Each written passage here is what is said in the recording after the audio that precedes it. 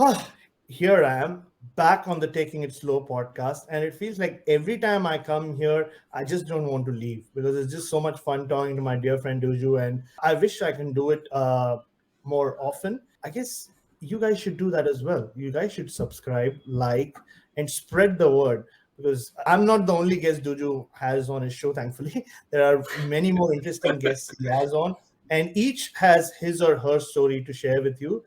We're the only ones who talk wrestling and cricket, so you way more entertainment from all the other guests he has. But because I'm no longer a guest, like I said at the start, I'm a friend, and I'm a friend of the show, and it's a show that I love being a part of and listening to. So you do that as well.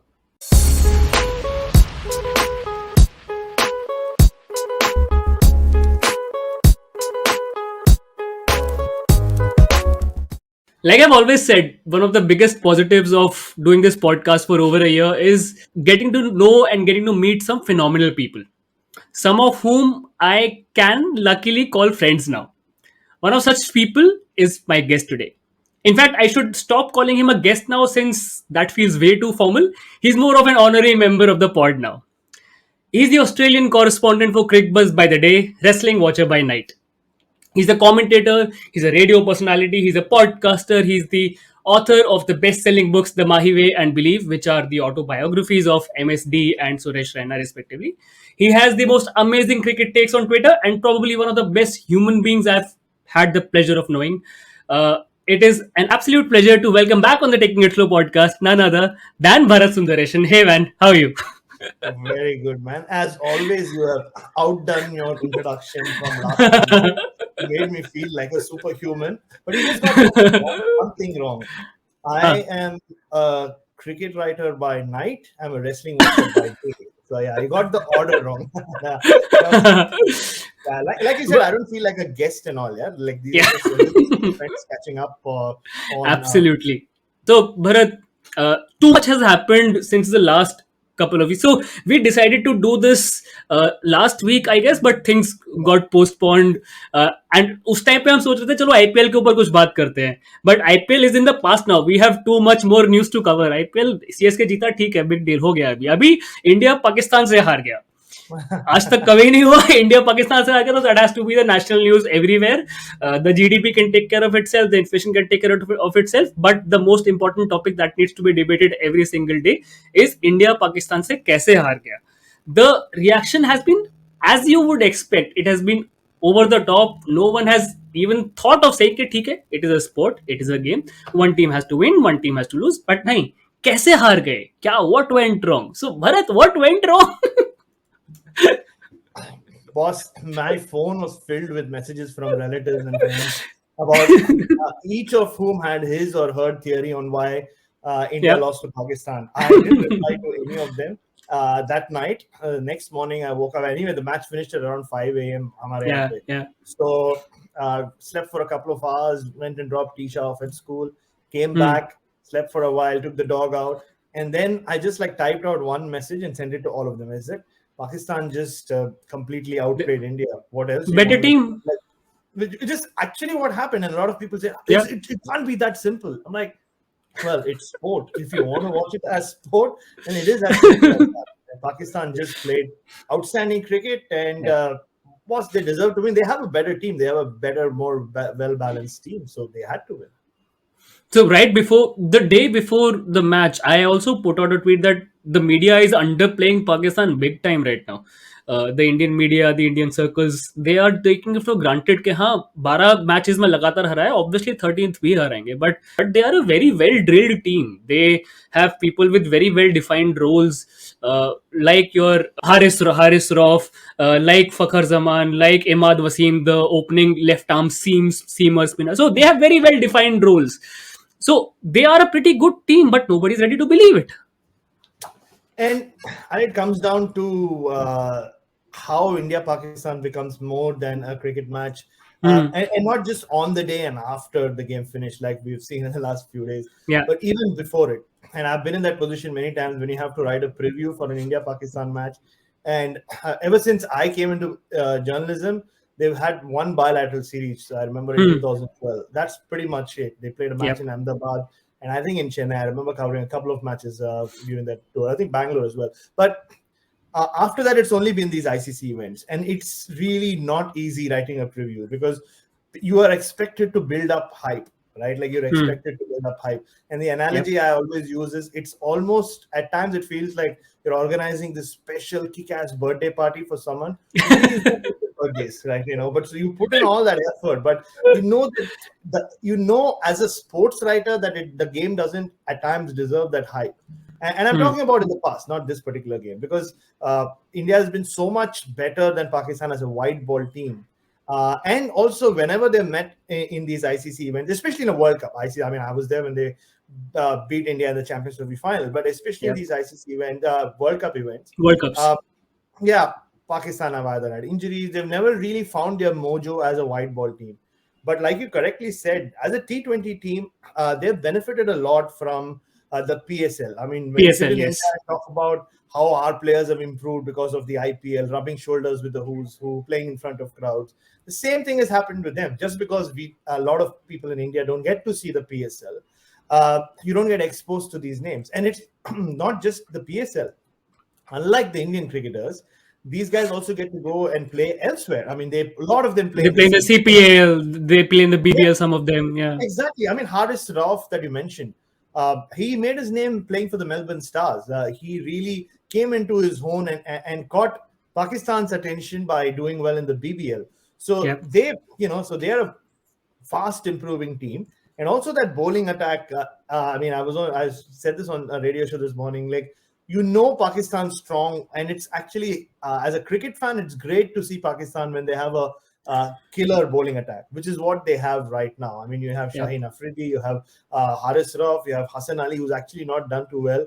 You have a leg spinner, you have a left arm spinner who's very unique and very Yep. smart in the way he goes about his cricket. And you have those two guys who would never go away, those two off spinners who are also in the middle order, Hafiz and Malik. So they're just all round a better team, and they definitely deserve to win that day against India. Yeah, they have all the bases covered as far as their bowling attack is concerned. I mean, you cannot ask for anything else. Maybe a left arm Chinaman if you're just throwing things out there. But apart from that, they have everything covered. 140 plus bowlers, 140 plus bowlers who can bowl good slower balls as well at the death. They are a very, very good bowling unit, which was again displayed against New Zealand as well. So it is not a one off. They are a Hmm. team to be taken seriously. So talking of New Zealand, we face them next, and it is a virtual quarterfinal. We lose to them, we are practically out of the tournament. What do you think our chances are? Are we underestimating New Zealand as well? No, not really. And if you are underestimating New Zealand, I actually think it's understandable. Because you see that New Zealand team and you see the conditions they're playing this tournament in. I don't know whether they have the best balanced side. They Hmm. have, of course, they have Kane Williamson and Martin Guptill. You pick up his record in the subcontinent. Yeah, I mean, he did well in the 2016 T20 World Cup or World T20 as it Hmm. was called. But those were pitches where the ball was coming on. Whenever the Hmm. ball is Hmm. stopped, and he's had to create all the force on the ball. He's never been the same batter, as we saw the other day as well against Pakistan. And you look at that bowling, there is a tinge of one-dimensional, or it looks a little one-dimensional to me. I know Bolt has become a much better T20 bowler. Hmm. Tim Saudi, I mean, when the ball's not moving around, I like Tim Saudi a lot, but Tim Saudi, the T20 bowler, there's no comparison between that fellow and Tim Saudi, the one-day and test bowler. Test bowler, There's yes, absolutely. massive disparity there. So Yeah. something about this New Zealand team tells me that, I don't know, they just maybe have not picked the right squad. Maybe they've left a couple of guys they could have picked in this side. They're heavily dependent on Santner and Sodhi getting the ball to stop and Hmm. getting the batters into trouble. So India will definitely go into this game as favorites. And another thing about India is I think they looked a little jaded as well. I mean, you have to give this team some space. They've just gone from England, directly played at the To the IPL, IPL, yeah. and immediately into this high pressure match against Pakistan. Like, whether you like it or not, whether I ridicule the hype or not, it is a high profile match, and especially at the start of the tournament, it's good and bad. The good thing is it's out Hmm. of the way, You don't have to think about it anymore. It's not like you're playing other teams, but there's always that back of the mind. You're like, "Arey, but Pakistan ko bhi khelna hai." So it's good they've gotten it out of the way, and they have one whole week now, or I mean, we almost towards the end of that week, to just kind of relax. Take a second look at what they did wrong against Pakistan. They didn't do too much, honestly, too much wrong. I think Pakistan, like I said, outplayed them. And they can kind of just rest their legs a little bit and be fresh for New Zealand. So India will definitely go in as favorites. That will be an upset in my book if New Zealand beat India in a T20. In these conditions, I would think it's an upset. Even though they did beat them in Nagpur, I know people will jump on them. That was a rank turner, if you remember, like Santner. Yeah. For India. So I don't see those kind of pitches here. So India will beat New Zealand. Okay. I'll hold you to that word, Bharat. So, abhi Pakistan ke case, I also felt we got our selection a little iffy. I mean, Hardik, if he's not bowling and in the kind of batting form that he has been for the last month and a half in the IPL as well, he's not been setting the world on fire, of course. So he's been mistiming it badly. He's been out of touch. So to have him there didn't really make sense for me. You're backing past performance more than the actual present form. Maybe someone like an Ishan Kishan would have been a better pick. Maybe it is, again, hindsight is 2020, but the selection, Bhuvi hasn't been in the greatest of nicks, and he obviously got tongued a little. So these couple of things, of course, again, looks good in hindsight. Would you make any changes in the 11 against New Zealand? Before that, I don't think there was a selection blunder. It looks like that, like you said. It's the same thing that Australia have done, right? There was talk of two spinners and Pat Cummins being rested and all that, left out and all that. But in a big game, first game of the World Cup, you go in and you want to play your tried and tested players. Otherwise, why pick them in the squad?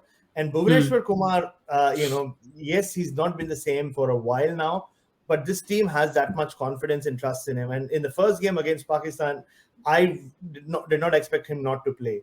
And with Hardik, I don't think Hardik's going anywhere. I know he's not in form, but having spoken to the team management and the senior players of the side so many times over the years and just heard them talk about Hardik, they see him as that X factor player, and justifiably so. I know he's not in form, but like we saw here, last year here in Australia, when he wasn't bowling, his batting, just the maturity with his batting, that's really come through. And I don't think you can judge him based on one innings in this World Cup. Look, or even the West Indian big hitters have struggled on these pitches. It's not.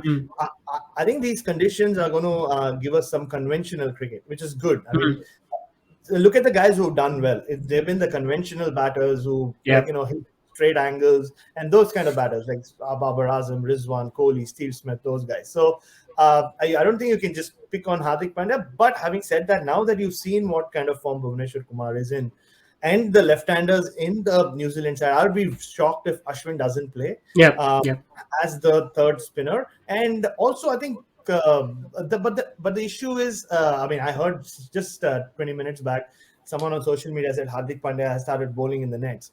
So even if they can get 2 overs from him, I think it'll go a long way in sorting out the balance in this side. But I think Ashwin has to come in. Interesting. So, as we expected, the reaction to that on social media, on Twitter, has been completely rational. It was not unexpected at all. So everybody has taken logical stances over everything. I mean, we sort of expected it, that there will be an outburst. There have been exchanges on Twitter. Pe to khair, there is so much hatred being spewed over one game. It is sort of unbelievable. Ex-players going at it. Waqar Younis saying things about religious sentiments and all. I mean, I was personally very surprised that someone as well traveled as Waqar, who has had county stints, would say something like that on national television. I expected him to be more mature than that. Surprisingly, Shoaib has been pleasantly restrained. But do you think all that goes on here affects the playing team somehow, playing 11, the squad? Does it trickle down to them, or do they absolutely shut it out of the system while the tournament is going on? No, I mean, look, I'm sure there will be some individuals who will get affected by it. I mean, I don't think there's a blanket statement anyone can make saying nobody gets affected, or you can't say that everybody gets affected. some people are like, you just have to, I don't even have to name cricketers. Some cricketers just spend a lot of time on social media.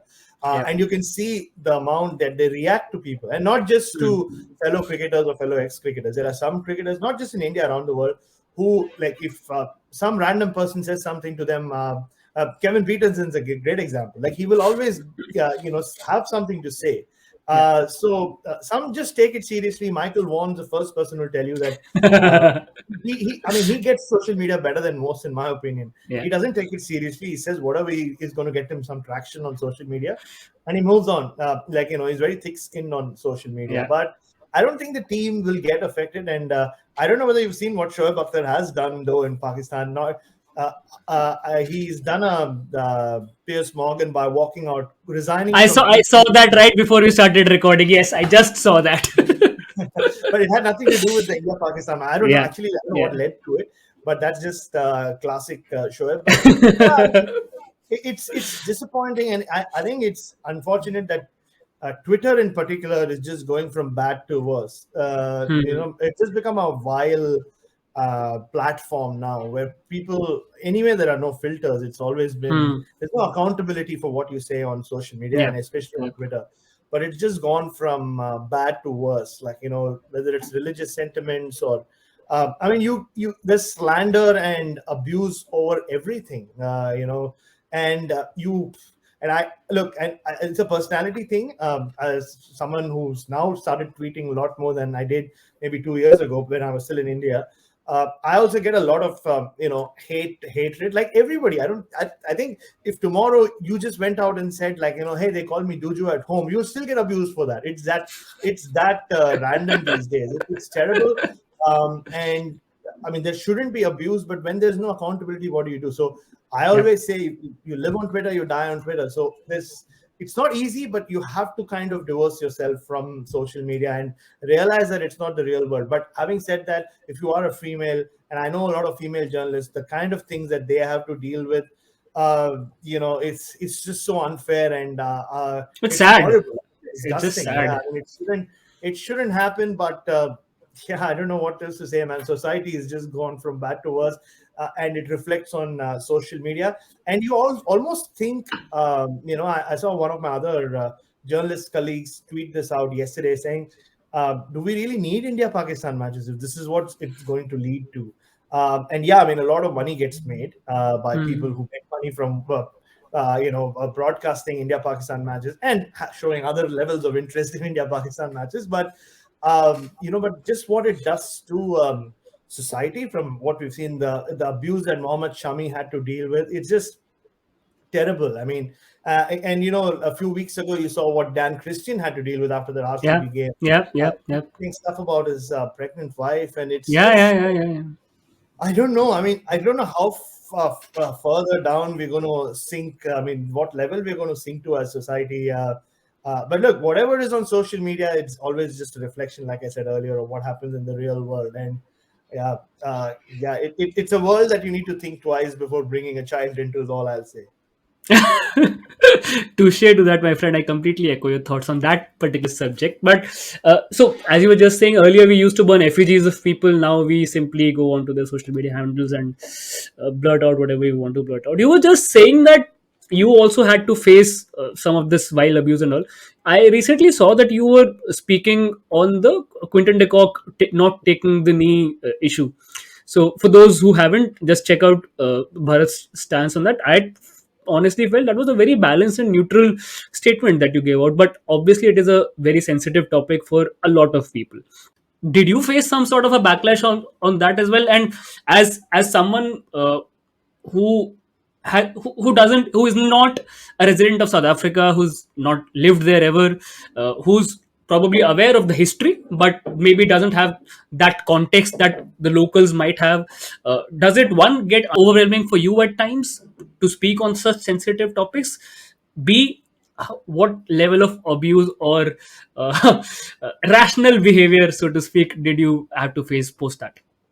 No, I mean, it's a very good question. And look, when I was approached to come and talk on the project, it is a very popular news chat show here in Australia. It's I had to sit down and give it a thought for a couple of minutes. And like you correctly said, I'm not South African, and I'm not a black person. And you need Hmm. to keep that in mind. Last year, when Black Lives Matter happened, and we are people of color, but that does not mean that we directly get associated with Yeah. BLM. It's a completely different, Yep. and in my book, a much more important movement.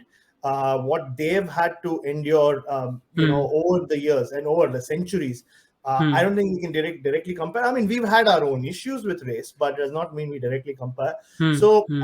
so I had to think about that. And like I said, I've been to South Africa once, spent 1.5 months, but that doesn't count for anything. Yeah, I know a lot of South Africans. I have a lot of friends in the South African media.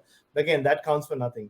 So I just then, after those 10 minutes, I realized I'm just going to be honest. I'm just going to give them my opinion from whatever I know, the way I understand it. And the way Hmm. I understand race, and the way I understand Quinton de Kock's stance. And that's why I tried to be as balanced as I could. It wasn't a case of just me going there and you can do that on social media. You can just bury Yep. anyone. We spoke about it. Yep. There's no accountability there. But Yep. on a show,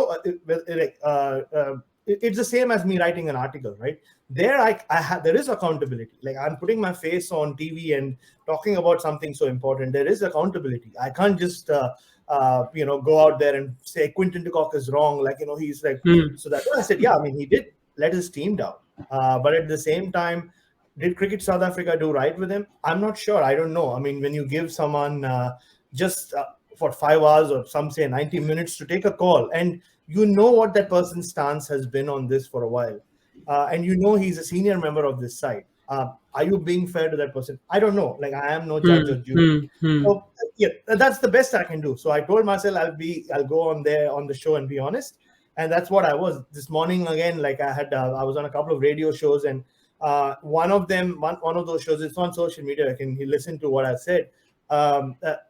They like dove really deep into the issue, and they wanted me to talk about racism, my own experiences with racism as well, which has changed. My whole outlook towards it has changed since I moved here. And I think you remember I wrote a big piece on it after the Siraj incident, and Yes. Yes. about Yes. about how I was, just because I have this carefree attitude, and I can, I have a thick skin, does not mean that I should normalize it for everyone else by just You making spoke it. about an incident in a cafe once. Yeah. Exactly. Yeah. I mean, and it happens very, very often. Like, like a few months ago, I remember, like, the medical shop we go to, the chemist we go to, very close to our house. It's got two exits, and we are like card holding members as well. But Hmm. my wife and I, we just like bought a few medicines. We paid for it on the front, like, on the front cash register, or whatever, the payment desk. Hmm. But we had to exit from the other gate because our car was parked there. And as we were walking out, the person at that end, at that payment counter, she kind of walked in, like, came in our way, and to check whether we had paid for it.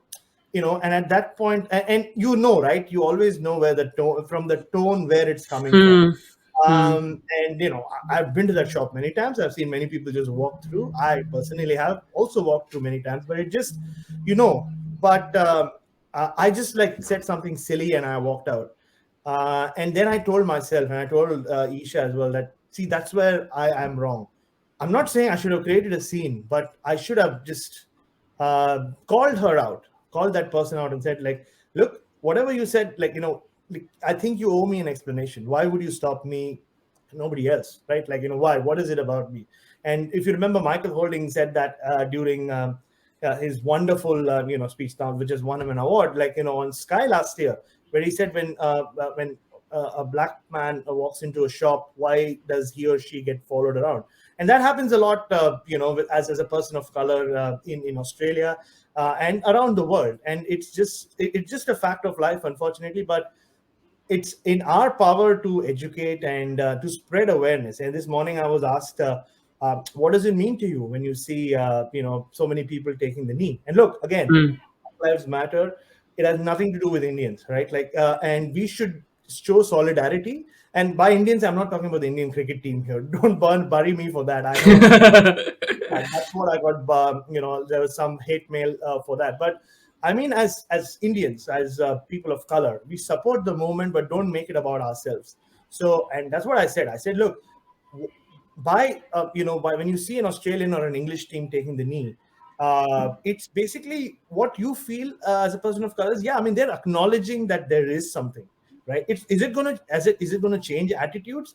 Maybe not immediately. A person who's a race, like, who's just blatantly racist is always going to stay racist, or Yep. uh, unless they want to change or unless they're made to change. But just by doing this, you can call it a token gesture, but I think it's still a token or not, it's still a gesture. It Gesture. shows clarity. It just shows you that we are in this together, to use a cliche that we've lost during this pandemic. And to answer your second question, yeah, I mean, the hatred that not hatred, I mean, but the negativity, which I have no space for in my life. I've never had any space for negativity in my life. That I had to face was like, yeah, I mean, where were you when Shami was getting abused for his religious sentiments? And I mean, I'm the last person who'll go and reply to things like that on Twitter. But well, nobody asked for my opinion. I didn't like voluntarily go and like start tweeting about Quinton de Kock. I was asked for my opinion. I did. I mean, I did tweet a very generic statement out about racism because I thought I had to put it out there, and it had nothing to do with honestly with Quinton de Kock or Sehwag.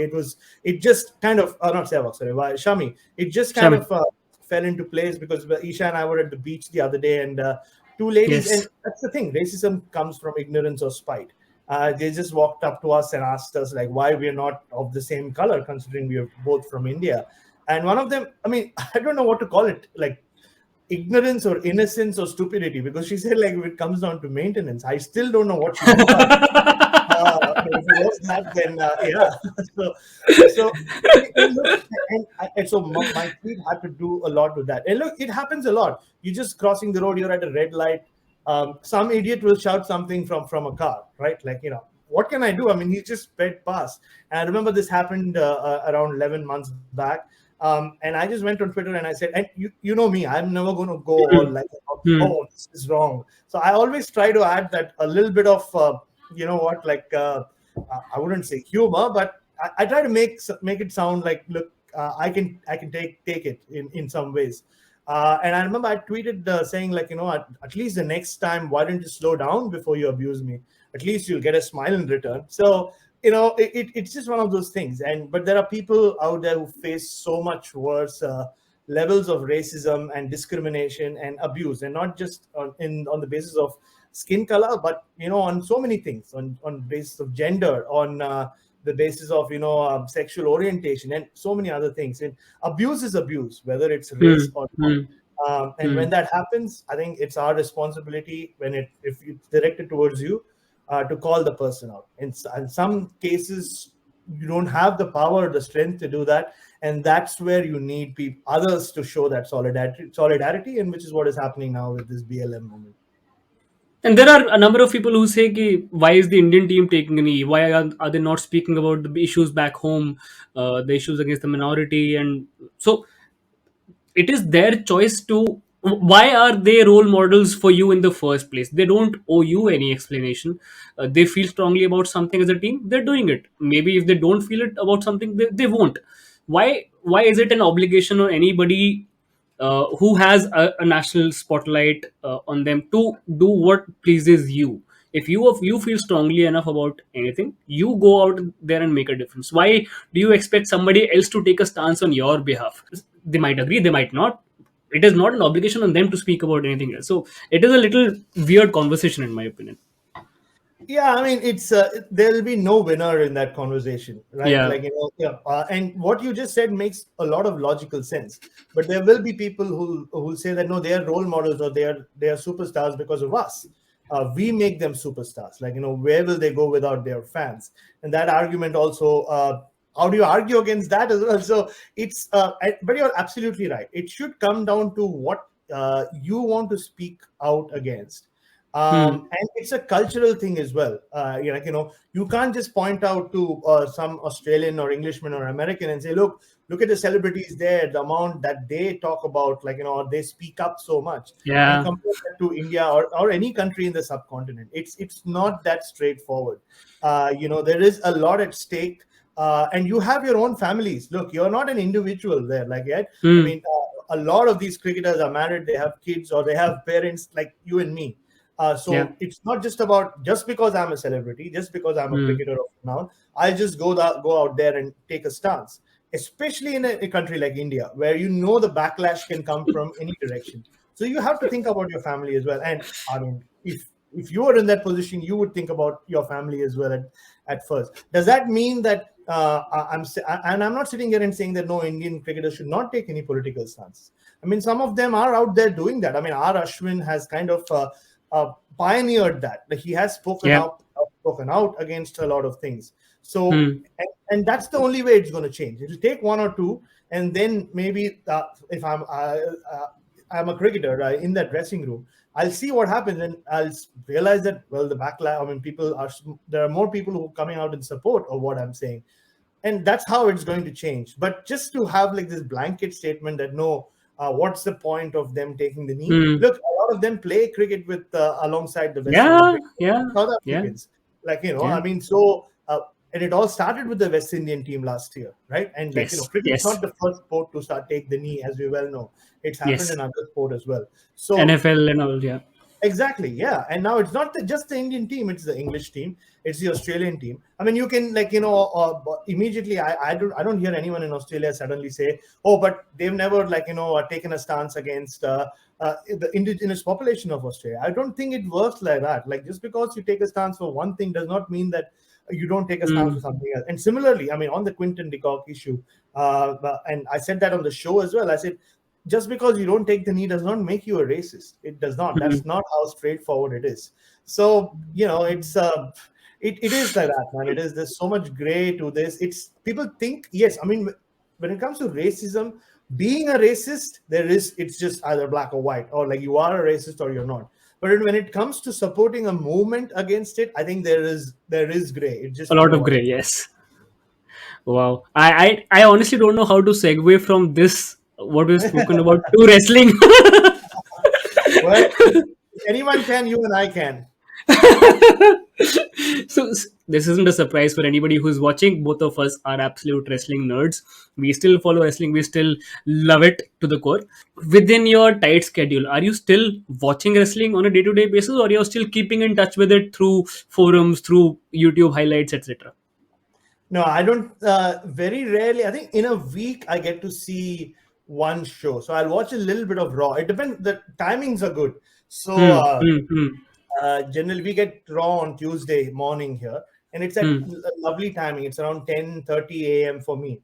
Hmm. So I'm not some muscle dude, but it does kind of fit in with my workout timings. I don't want to be that guy. So, and what better thing to do while working out than to see some really muscular men who Absolutely. you never look like them, and thankfully not.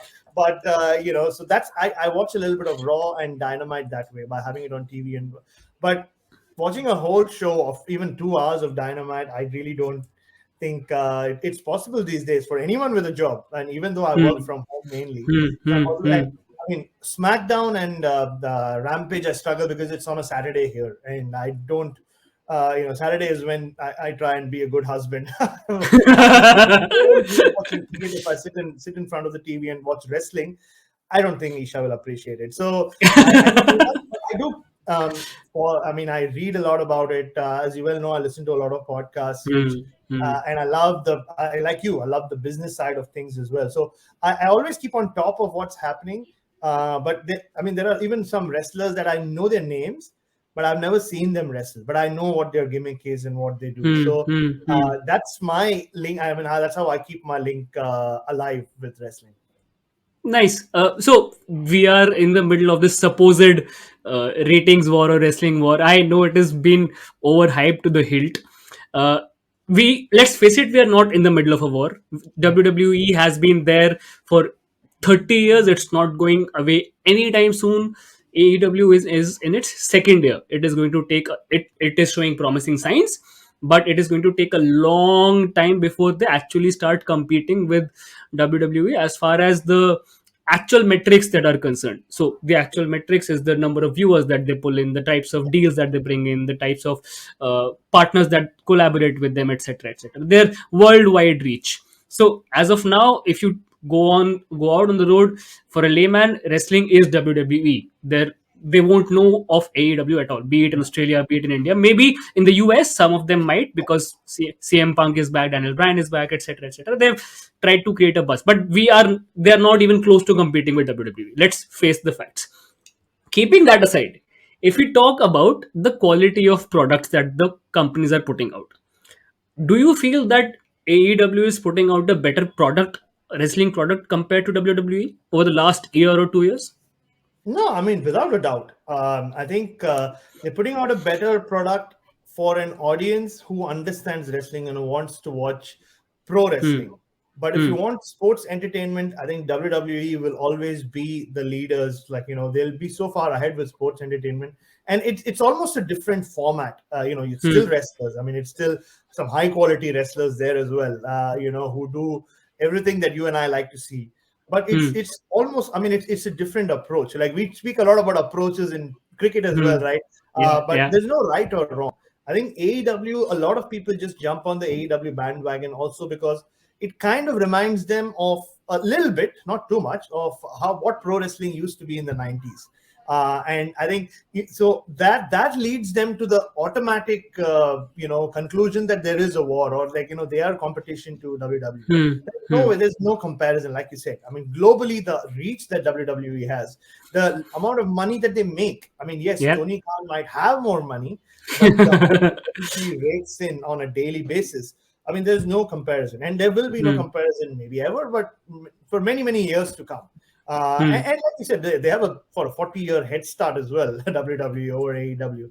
So all that considered, I think AEW put out like I said, a better pro wrestling product, and it caters to a niche audience still, who kind of can link it back to the heady days of, say, WCW and ECW, and put together in some ways, right? Like, the storylines can be drawn out a lot more. I mean, WWE has its own restrictions, and Conrad Thompson, who, as you well know, I'm a big fan of, I think he sums it up beautifully. He's like, if you are part of the WWE, you'll make more money as a wrestler, but maybe you won't have the kind of creative license that you might have in AEW.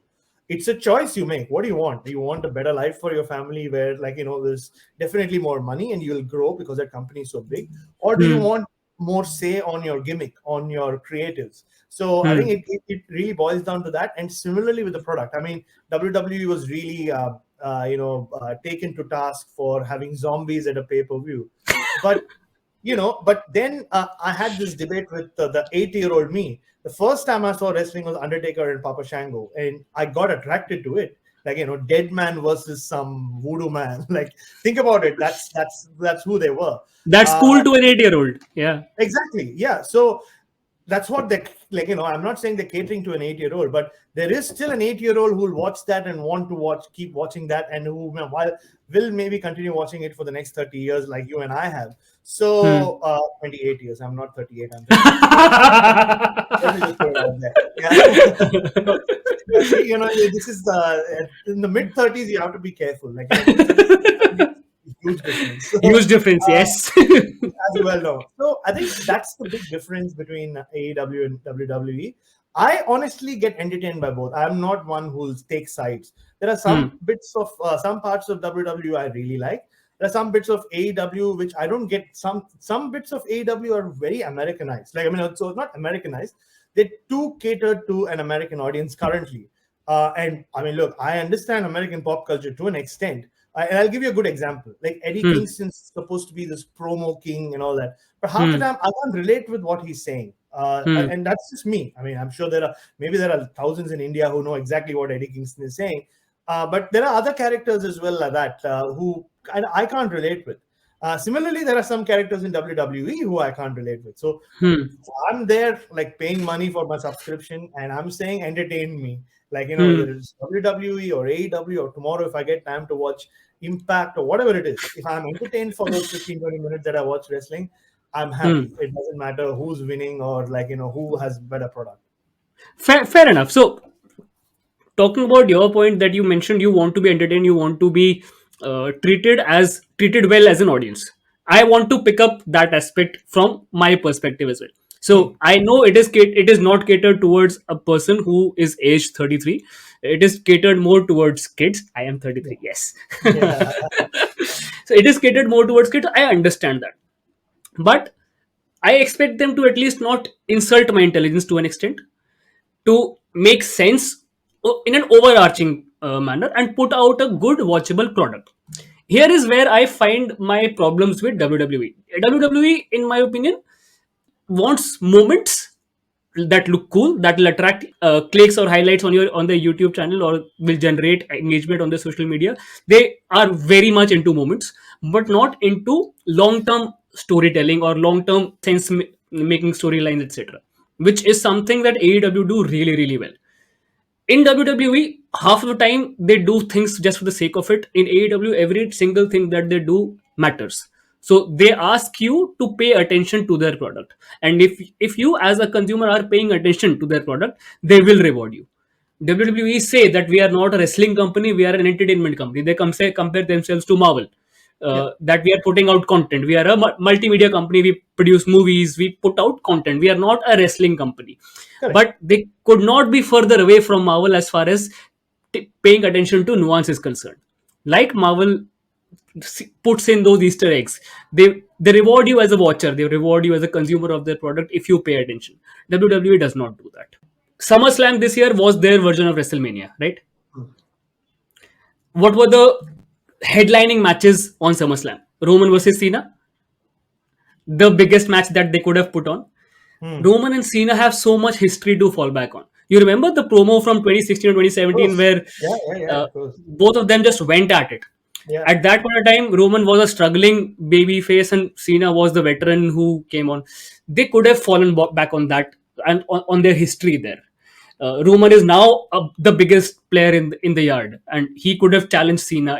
There are a lot of dynamics that could have come into play. What they made it was about a fake contract signing because it looked cool. Buried Finn Balor, by the way. It was supposed to be his shot, buried him completely. And that's not how contracts work. If that's how contracts work, then sign me up for anything. Their second biggest match was Lashley versus Goldberg. Every single person knows that Goldberg has two matches scheduled for the year. Every single person who is sensible enough knows he is not winning the match against Bobby Lashley. What it also showed me was that they have not built any new stars to go against their established stars. They are Hmm. having to fall back upon the stars of the yesteryear. That that was a big concern for me. We have recently had the King of the Ring. Okay, Abhi, there has been so much hoopla around the King of the Ring in the last month or so. Xavier Woods won the King of the Ring. Great. Now what? What does he do? What is the point of the King of the Ring tournament? Does he get a title shot? Does he get an automatic entry into the Royal Rumble late? What are the merits or perks of winning the King of the Ring apart from wearing a cape and wearing a crown? Nothing. Do you remember who is the Intercontinental Champion right now? Can you tell me? I think it's Damian Priest, isn't it? Or is he the Wrong. US champion? It's Shinsuke Nakamura. Oh, it is Shinsuke. Okay. Yeah, I got it wrong with that. Do you remember the last title defense that he had? Ah, no, I don't My actually. point. My point Yeah. exactly. I follow a lot of stats etc. on this as well. Just give you the example from the last Raw show. Uh, in the Raw show, they have this segment called recap where they try to recap what just happened. Yeah. Right? I've just seen it. They're Yeah. recapping it for me again. In the last show itself, out of a 180-minute show minus commercials, it will be a 150-minute show. Out of that, 27 minutes was purely recap filler. 27 minutes. If you compare it to a 2-hour Dynamite show, the same amount is zero. No recaps of what just happened. They assume you are an intelligent consumer. You have watched the product. What is the need of repeating that over and over again? I'll give you another example. In the last year, as far as rematches are concerned, in the pay-per-views, WWE, if you talk about all the monthly pay-per-views, what would be up the approximate percentage of rematches in your opinion? कितने matches पहले हो चुके हैं? We are not watching them for the first time. Oh, If you only very take the PPVs. very high, I think, because they do kind of kind of churn out the same thing over and over again. Yep. Like, yeah. So that's a WWE trope for sure. Yeah. 76% of the matches we had seen before already. 76%. If you compare that to AW, it is a meager 8%. I understand that they're a fresh company, that they're a new company, that they haven't had those much matches. But over the last year itself, if you only take the parameter of the last year, 76% of these matches we've already watched in this last calendar year. That is what my problem with WWE is. They don't appreciate my intelligence as a consumer. They treat me like a 5-year old that I need constant reminding. तुमने अभी ये देखा है दोबारा देखो, अभी ये देखा है दोबारा देखो. And that's where I appreciate AEW more. I cannot watch WWE completely a whole show, as you said, at a sitting, but I can watch AEW because I know everything that they're doing matters. The Hangman Page storyline has been in the works for 2.5 years now, and it has been such a wonderful storyline. It is such a wonderful character as well. A cowboy, a proper cowboy who is a symbol of masculinity. Okay? And he is the one who is dealing with anxiety. Hmm. The level of layers, the level of nuance in that character is amazing. So they treat you as an intelligent person. That's rant over. Rant over, Bharat, rant over. No.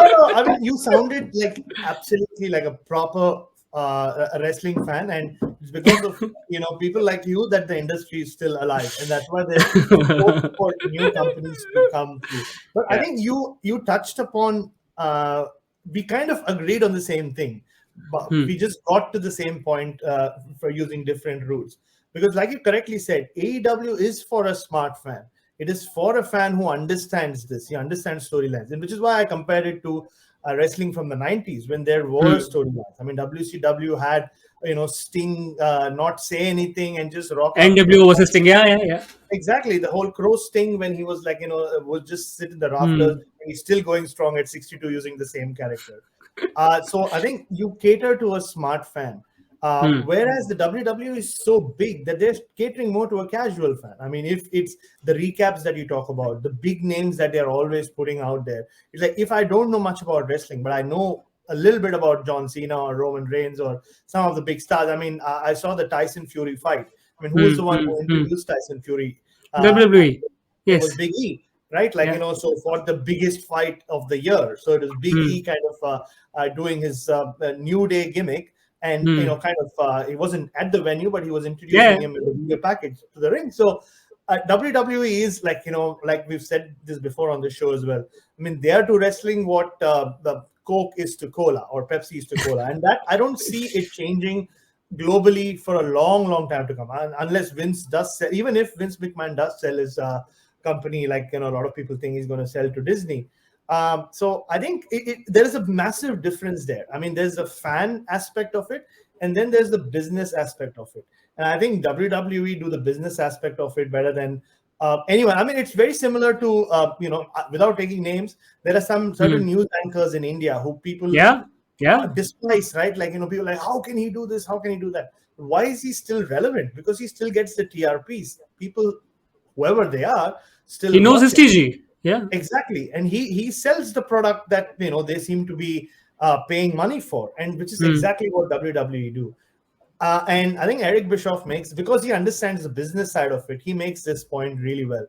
You can only say that their competition if they start taking WWE audience, that share of the audience, towards their side, which hasn't happened yet, which won't happen for a long, long time. Because you're talking not just about an American niche, American audience, and a couple of Indians in Bombay, but Hmm. like,